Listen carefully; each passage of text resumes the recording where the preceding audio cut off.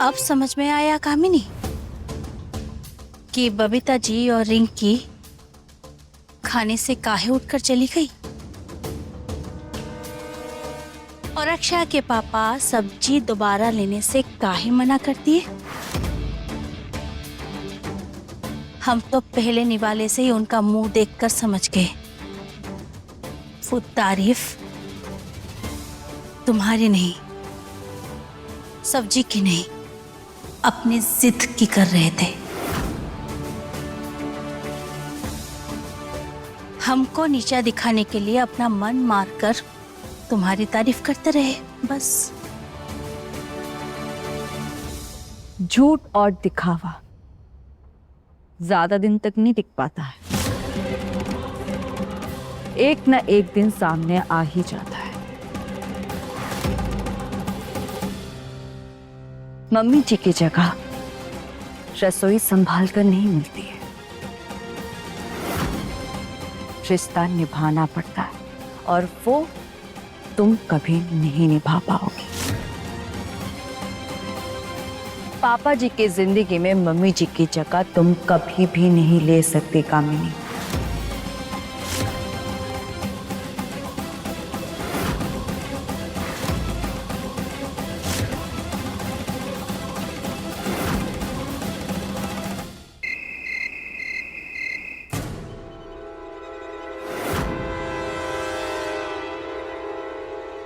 Madam जी।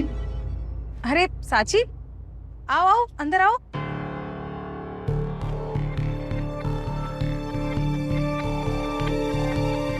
जी madam जी, आपने बुलाया था? हाँ, वो हमें तुमसे कुछ बात करनी थी।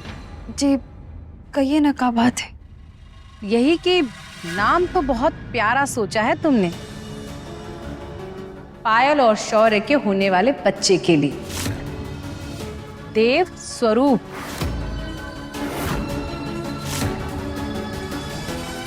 हमको सुनते ही लगा इतना अच्छा नाम तुमने ऐसे ही नहीं सोचा होगा।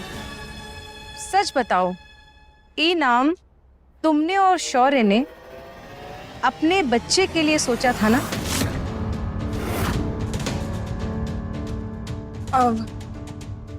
नहीं नहीं मैडम जी, ऐसे कुछ नहीं है। अच्छा, हमको तो लगा इतना प्यारा नाम कोई अपने ही बच्चे के लिए संभाल कर रखता है। खैर छोड़ो, लेकिन एक बात हमको समझ नहीं आ रही। नाम तो तुमने सोच लिया और स्वरूप भी जोड़ दिया, पर इस नाम को मानेगा कौन? अरे, किसी बच्चे को खानदान का नाम तभी मिलता है जब उसका उस खानदान से कोई रिश्ता भी हो। सिर्फ नाम रख देने से रिश्ता थोड़ी बन जाता है। समाज पहला सवाल बच्चे के नाम पर नहीं उठाता, उसकी पहचान पर उठाता है। तुम चाहे उसका नाम देव स्वरूप ही रख दो, लेकिन जब तक इस बच्चे का इस खानदान से कोई रिश्ता नहीं जुड़ जाता, तब तक इस समाज उसे नाजायज ही कहेगा।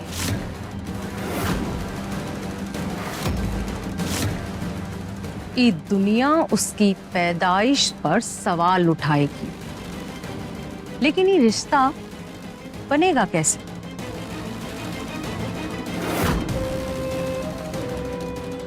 एक तरीके से पायल और शौर्य की शादी करा के।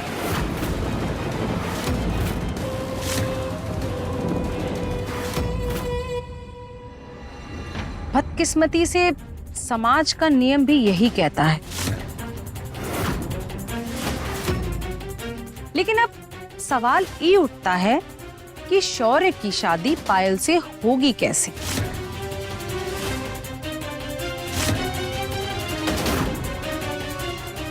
शौर्य तो तुम्हारा पति है, और जब तक तुम्हारा और शौर्य का रिश्ता है, शौर्य किसी और औरत से शादी नहीं कर सकता।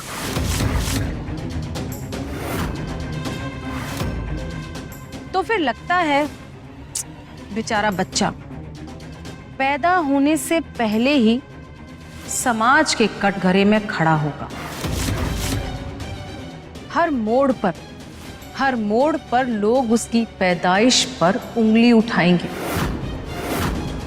बाप कौन है? उसका इस घर से रिश्ता का है। स्वरूप नाम उसे किस हक से मिला है?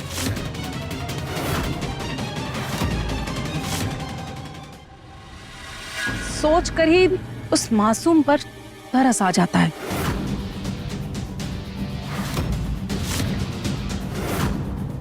वैसे भी सच कहें तो तुम्हारे और शौर्य के रिश्ते में अब वो पहले जैसी बात रही नहीं। इतना प्यार, इतनी समझ, इतना भरोसा, फिर भी आज ये हालत हो गई कि तुमको अपने पति को किसी और औरत के कमरे में देखना पड़ा।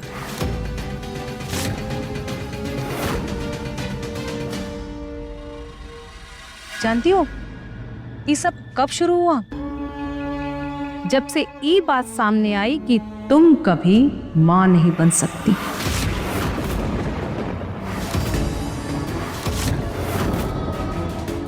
और पायल शौर्य के होने वाले बच्चे की मां बनने वाली है।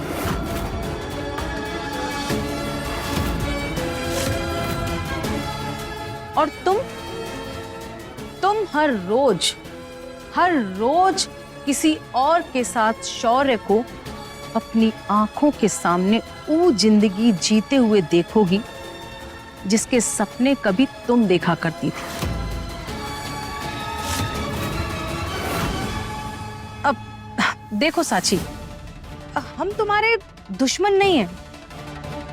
हमने तो सिर्फ समाज का सच तुम्हारे सामने रखा है। अब फैसला तुम्हारा है।